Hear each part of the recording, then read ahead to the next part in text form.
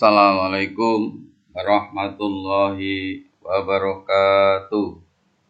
Semangat pagi untuk anak-anakku pelajar SMA yang berbahagia. Jumpa lagi dengan Pak Sodeli dalam pembelajaran pendidikan Pancasila dan Kewarganegaraan. Kali ini kita akan belajar materi tentang hak dan kewajiban warga negara dalam nilai praksis Pancasila. Ini adalah materi PPKN untuk kelas 12 SMA dan Madrasah Aliyah. Baiklah anak-anakku sekalian, sebelum memulai pembelajaran pada kali ini, mari kita sama-sama berdoa menurut agama dan keyakinan kita masing-masing.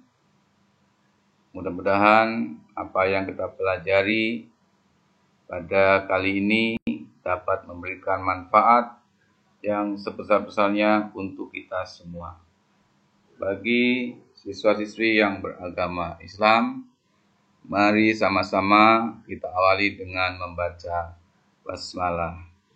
Bismillahirrahmanirrahim.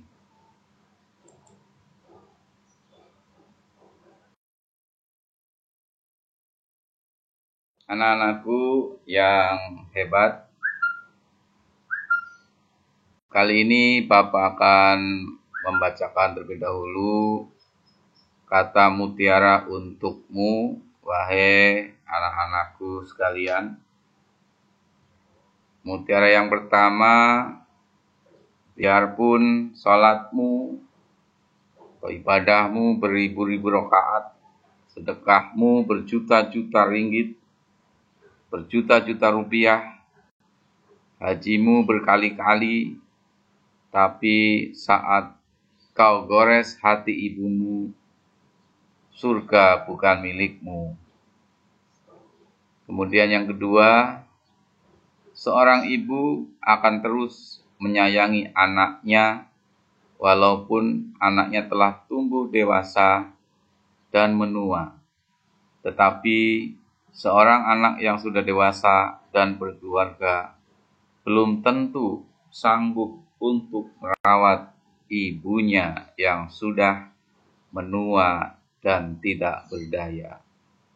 Anak-anakku sekalian, semoga dengan dibacakannya kata mutiara untukmu, maka kalian akan semakin menghormati ibumu, semakin menyayangi ibumu, patuh dan taat kepadanya. Mudah-mudahan kata mutiara ini mampu menggerakkan kalian untuk senantiasa berbakti kepada kedua orang tua kalian, khususnya ibu kalian.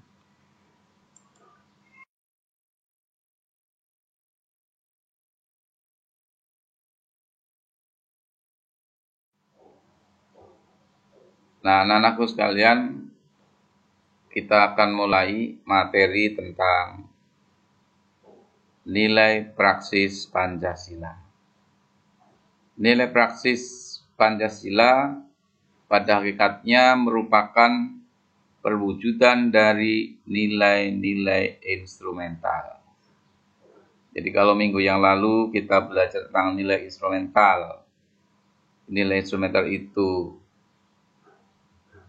penjabaran dari nilai-nilai dasar, maka nilai praksis merupakan perwujudan dari nilai-nilai instrumental yang realisasinya termuat dalam bentuk peraturan perundang-undangan yang terwujud dalam sikap dan tindakan sehari-hari. Nilai praksis Pancasila tentunya akan senantiasa berkembang dan selalu dapat dilakukan perubahan dan perbaikan sesuai dengan perkembangan zaman dan aspirasi masyarakat. Hal ini karena Pancasila merupakan ideologi yang bersifat terbuka. Jadi akan senantiasa mengikuti dinamika perkembangan masyarakat.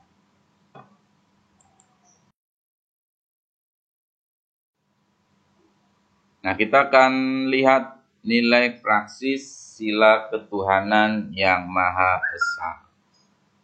Ada beberapa perilaku dan perbuatan yang merupakan nilai praksis sila ketuhanan yang Maha Esa. Yang pertama adalah menghormati, dan bekerja sama antara umat beragama sehingga terbina kerukunan hidup. Dalam kehidupan bermasyarakat di negara kita ini adalah terdiri atas berbagai macam agama dan keyakinan. Terhadap keyakinan yang berbeda, maka tidak ada kata lain selain kita harus menghormati dan juga bekerja sama antara umat beragama yang berbeda.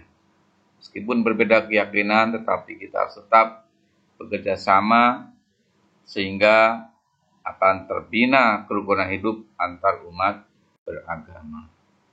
Kemudian yang kedua, perilaku yang sesuai dengan ketuhanan yang Maha Esa adalah saling menghormati kebebasan beribadah sesuai dengan agama dan kepercayaannya masing-masing.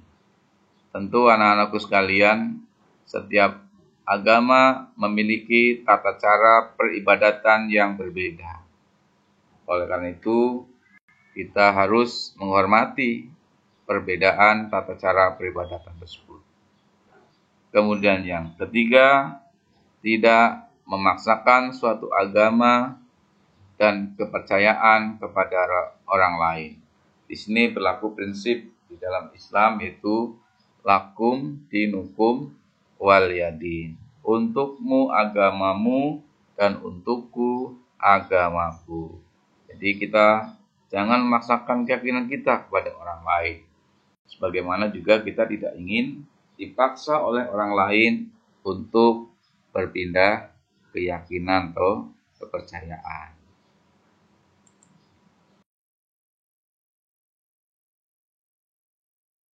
Kedua adalah nilai praksis sila kemanusiaan yang adil dan beradab.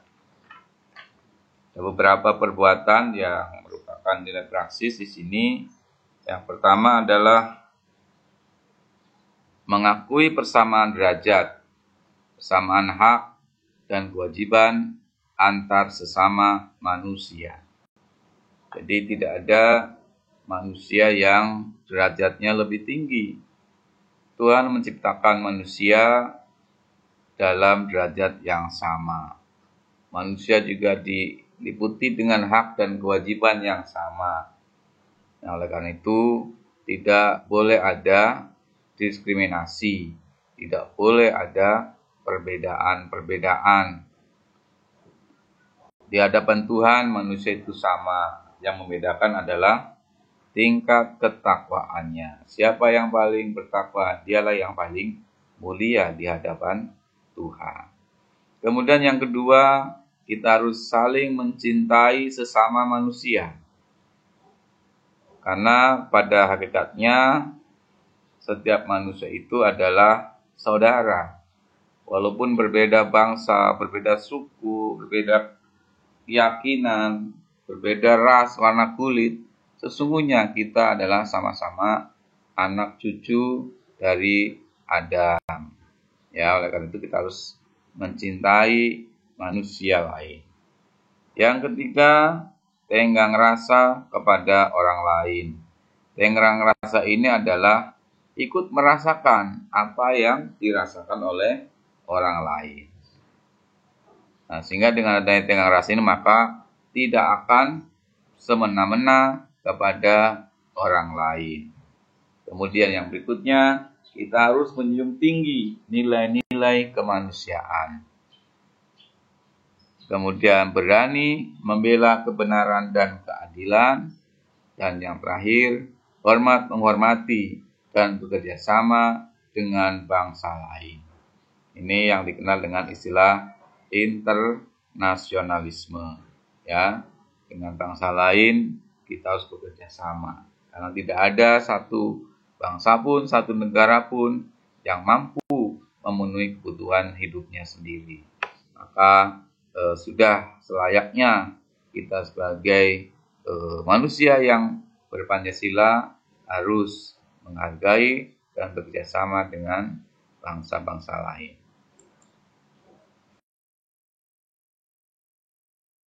Kemudian yang berikutnya adalah nilai praksis persatuan Indonesia. Ada beberapa perbuatan di sini. Yang pertama, menempatkan kesatuan, kepentingan, dan keselamatan bangsa dan negara di atas kepentingan pribadi dan golongan. Yang kedua, rela berkorban untuk kepentingan bangsa dan negara. Yang ketiga, cinta tanah air dan bangsa. Yang keempat, bangga sebagai bangsa Indonesia yang bertanah air Indonesia. Dan yang kelima, memajukan pergaulan demi persatuan dan kesatuan bangsa yang berbineka tunggal ika. Inilah beberapa contoh nilai praksis sila persatuan Indonesia. Anakku yang hebat, belajar Indonesia yang berbahagia. Selanjutnya kita akan lihat bagaimana nilai praksis sila kerakyatan yang dipimpin oleh hikmat kebijaksanaan dalam permusyawaratan perwakilan. Ada beberapa contoh perbuatan. Yang pertama, mengutamakan kepentingan negara dan masyarakat. Yang kedua, tidak boleh memaksakan kehendak kepada orang lain. Yang ketiga, mengutamakan musyawarah dalam mengambil keputusan untuk kepentingan bersama. Karena musyawarah ini adalah dapat meredakan konflik. Musyawarah mufakat ini akan menyatukan perbedaan. Kemudian yang keempat, menerima dan melaksanakan setiap keputusan musyawarah. Dan yang terakhir, mempertanggungjawabkan setiap keputusan musyawarah secara moral kepada Tuhan Yang Maha Esa. Inilah beberapa nilai praksis sila yang keempat.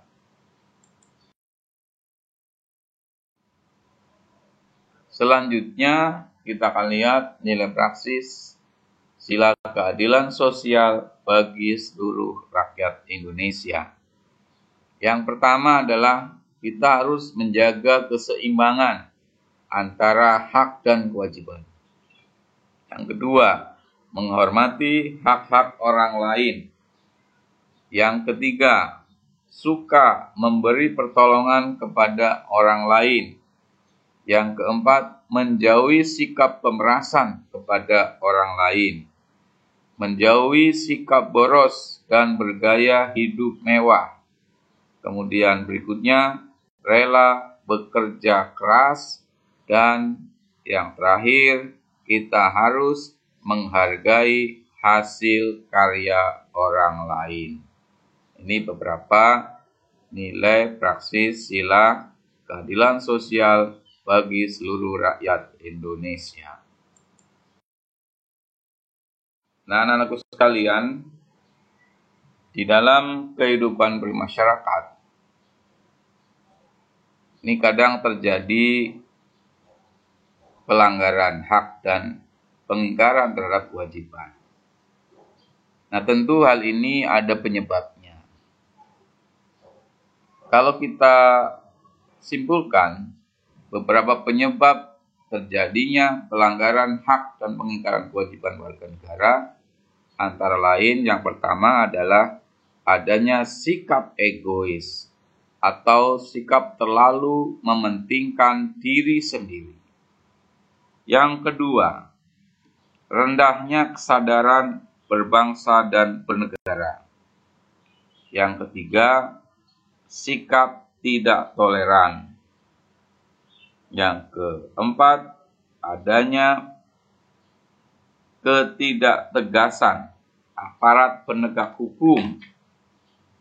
Kemudian yang keenam, adanya penyalahgunaan kekuasaan dan penyalahgunaan teknologi.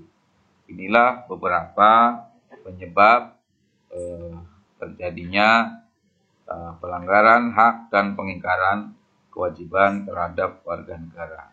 Nah, apabila keenam sikap ini kita hindarkan di dalam kehidupan sehari-hari, insya Allah tidak akan terjadi pelanggaran hak dan pengingkaran kewajiban warga negara. Baiklah anak-anak sekalian, kita akan lihat contoh-contoh kasus pelanggaran hak warga negara yang ada di sekitar kita. Mungkin kalian pernah melihat beberapa kasus anak jalanan yang sedang mengamen di perempatan jalan raya, atau mungkin pernah didatangi pengemis dan sebagainya. Nah, contoh-contoh itu adalah akibat dari adanya pelanggaran terhadap hak-hak mereka sebagai warga negara. Nah, pelanggaran terhadap hak warga negara bisa kita lihat dari kondisi yang terjadi pada saat ini. Misalnya, yang pertama adalah proses penegakan hukum yang masih belum optimal dilakukan. Ini contohnya terjadi kasus salah tangkap. Kemudian kadang terjadi perbedaan perlakuan oleh oknum aparat penegak hukum terhadap pelanggar hukum dengan didasarkan pada kekayaan atau jabatan. Ini masih sering terjadi. Hal ini tentunya bertentangan dengan pasal 27 ayat 1 Undang-Undang Dasar Negara Republik Indonesia tahun 1945 yang menyatakan bahwa segala warga negara bersamaan kedudukannya dalam hukum dan pemerintahan dan wajib menyuguhi hukum dan pemerintahan itu dengan tidak ada kecualinya. Yang kedua, masih tingginya tingkat kemiskinan dan angka pengangguran di negara kita. Padahal pasal 27 ayat 2 Undang-Undang Dasar Negara Republik Indonesia tahun 1945 mengamanatkan bahwa tiap-tiap warga negara berhak atas pekerjaan dan penghidupan yang layak bagi kemanusiaan. Yang ketiga, makin merebaknya kasus pelanggaran terhadap hak asasi manusia. Banyak kasus pembunuhan, kasus pemerkosaan, kekerasan dalam rumah tangga, dan sebagainya. Ini tentu bertentangan dengan pasal 28A sampai dengan 28C Undang-Undang Dasar 45 yang menjamin adanya keberadaan hak asasi manusia. Kemudian yang berikutnya adalah masih terjadinya tindak kekerasan yang mengatasnamakan agama, misalnya penyerangan tempat ibadah atau mendirikan tempat ibadah tanpa izin. Nah, ini yang memicu terjadinya keributan di dalam masyarakat. Padahal pasal 29 ayat 2 Undang-Undang Dasar Negara Republik Indonesia tahun 1945 menegaskan bahwa negara menjamin kemerdekaan tiap-tiap penduduk untuk memeluk agamanya masing-masing dan untuk beribadat menurut agama dan kepercayaannya itu. Contoh yang lain adalah angka putus sekolah yang cukup tinggi. Ini mengindikasikan belum terlaksananya amanat pasal 31 ayat 1 Undang-Undang Dasar Negara Republik Indonesia tahun 1945. Kemudian yang terakhir, masih adanya pelanggaran hak cipta. Misalnya adanya peredaran visi dibacakan.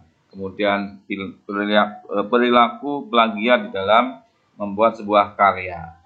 Ini adalah contoh-contoh kasus pelanggaran hak warga negara. Selanjutnya kita akan sampaikan juga contoh kasus pengingkaran kewajiban warga negara. Pengingkaran kewajiban warga negara ini banyak sekali bentuknya, mulai dari yang sederhana sampai yang berat. Contoh, Misalnya ini membuang sampah sembarangan. Ini banyak kita jumpai orang-orang yang membuang sampah di jalanan sehingga menimbulkan kondisi lingkungan yang kotor dan jorok. Yang kedua, melanggar dalam upaya partisipasi dalam upaya pertahanan keamanan. Ini misalnya tidak mau ikut siskamling, tidak mau berpartisipasi menjaga keamanan. Ini juga masih banyak terjadi. Kemudian kasus melanggar aturan lalu lintas. Ini misalnya putar arah di tempat larangan putar arah, tidak membawa SIM, ya, kemudian tidak membawa STNK, tidak memakai helm. Ini adalah contoh-contoh ringan kasus pengingkaran kewajiban. Yang keempat ini pengerusakan fasilitas umum, bisa merobohkan ya tiang listrik atau mencoret-coret bangunan milik umum, merusak jaringan telepon. Ini juga merupakan contoh pengingkaran kewajiban warga negara. Contoh yang lain adalah tidak membayar pajak kepada negara, seperti pajak bumi dan bangunan, pajak kendaraan bermotor, retribusi parkir, dan sebagainya. Inilah contoh-contoh dari mulai yang sederhana sampai contoh-contoh yang lainnya, ya, yang termasuk contoh yang lumayan berat. Selanjutnya, anak-anakku sekalian, ini adalah upaya pemerintah dalam penanganan kasus pelanggaran hak dan pengingkaran kewajiban warga negara. Ada istilah di dalam pepatah kita, mencegah itu lebih baik daripada mengobati. Ini kalian sering mendengar pernyataan seperti itu. Nah, ini sangat relevan dengan proses penegakan hak dan kewajiban warga negara. Nah, oleh karena itu ada beberapa upaya pencegahan yang dapat dilakukan untuk mengatasi berbagai kasus pelanggaran hukum dan pengingkaran kewajiban warga negara. Upaya yang pertama adalah supremasi hukum dan demokrasi harus ditegakkan. Tentu ada pendekatan hukum dan pendekatan dialogis. Ini harus dikemukakan dalam rangka melibatkan partisipasi masyarakat dalam kehidupan berbangsa dan bernegara. Yang kedua adalah mengoptimalkan peran lembaga selain lembaga tinggi negara yang berwenang dalam penegakan hak dan kewajiban warga negara, seperti KPK, lembaga ombudsman, komisi hak asasi manusia, komisi pelindungan anak, dan sebagainya. Yang ketiga adalah meningkatkan kualitas pelayanan publik untuk mencegah terjadinya berbagai bentuk pelanggaran hak dan pengingkaran kewajiban. Upaya yang keempat adalah meningkatkan pengawasan dari masyarakat dan lembaga-lembaga politik terhadap setiap upaya penegakan hak dan kewajiban warga negara. Yang kelima adalah meningkatkan penyebarluasan prinsip-prinsip kesadaran bernegara kepada masyarakat melalui lembaga pendidikan baik formal maupun informal. Kemudian yang keenam adalah meningkatkan profesionalisme lembaga keamanan dan pertahanan negara. Yang terakhir, tentunya harus meningkatkan kerjasama yang harmonis antara kelompok atau golongan dalam masyarakat agar mampu saling memahami dan menghormati keyakinan dan pendapat masing-masing. Itulah beberapa upaya yang bisa dilakukan oleh pemerintah dalam penanganan pelanggaran hak dan pengingkaran kewajiban warga negara. Nah, demikianlah anak-anakku sekalian materi yang terakhir di bab pertama ini. Mudah-mudahan apa yang sudah Bapak sampaikan di pertemuan kali ini akan semakin menambah wawasan pengetahuan kita tentang nilai-nilai instrumental Pancasila dan nilai-nilai praksis, ya, nilai-nilai praksis Pancasila dalam kehidupan sehari-hari. Mudah-mudahan materi ini dapat bermanfaat untuk kita semuanya. Akhirnya mari kita sama-sama akhiri pertemuan kali ini dengan berdoa menurut agama dan keyakinan kita masing-masing. Dan bagi yang beragama Islam, mari kita sama-sama membaca hamdalah. Alhamdulillahirabbil alamin. Terima kasih dan sampai jumpa di materi berikutnya. Tetap semangat. Assalamualaikum warahmatullahi wabarakatuh.